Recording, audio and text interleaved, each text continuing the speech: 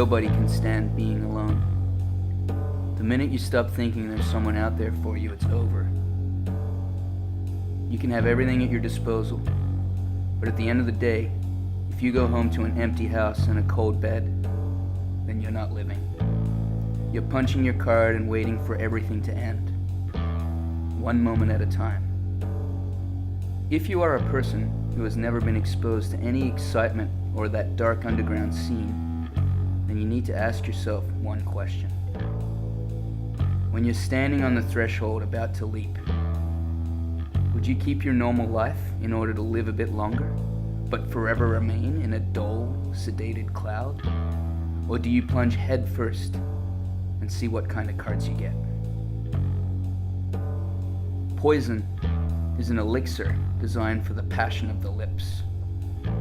It's sensuous and warming, inviting and cozy, like a ski lodge in a tumultuous blizzard, but deceptive for its ultimate betrayal of betrayal.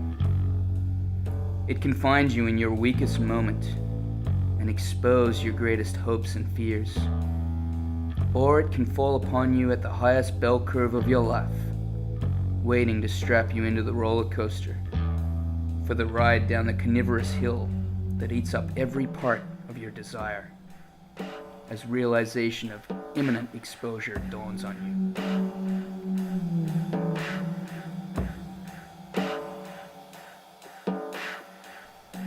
Often administered by a lover or a familiar soul, poison can take many forms before it makes love to the last of your will and disposes of you casually, rolling your spectrum down the bowling alley of infinite abyss.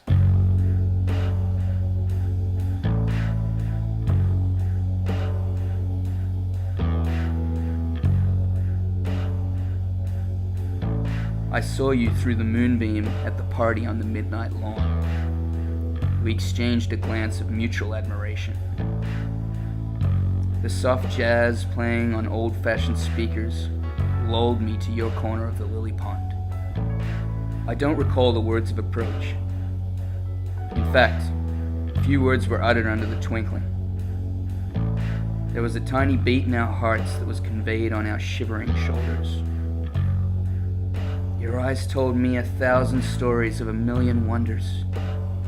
Yes, the wonderment that you displayed was your greatest basis for attraction. Your unspoken intention to show me a room with a falling view. And when our lips met, the chemical was tingly and warm to the touch. Not unpleasant in the least, nor a kiss before dying, but rather a kiss to facilitate death.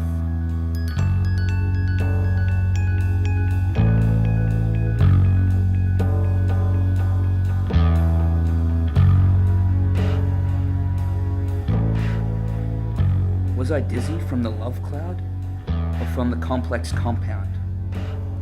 Did I fall into your arms ever so gently to initiate a soft sense of lullaby between two kindred-souled strangers?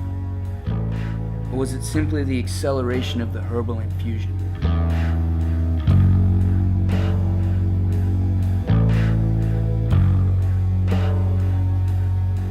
I look again in your eyes, and I feel with my fibers that you know so much of what I have to give. Your greatest pleasure in the knowing and the taking, robbing me of ever being able to give it, like a memory thief robbing a photo lab. And as the pink mist fills my heart, soul, and mind, and I drift into a sleep laced with 1,000 tragic love songs, a tiny scrub of a smile touches the corner of my mouth, and I live with the knowledge that this is always the way things should have gone. The inevitable flowers bloom on my naked soul, and my matter is cold and forgotten.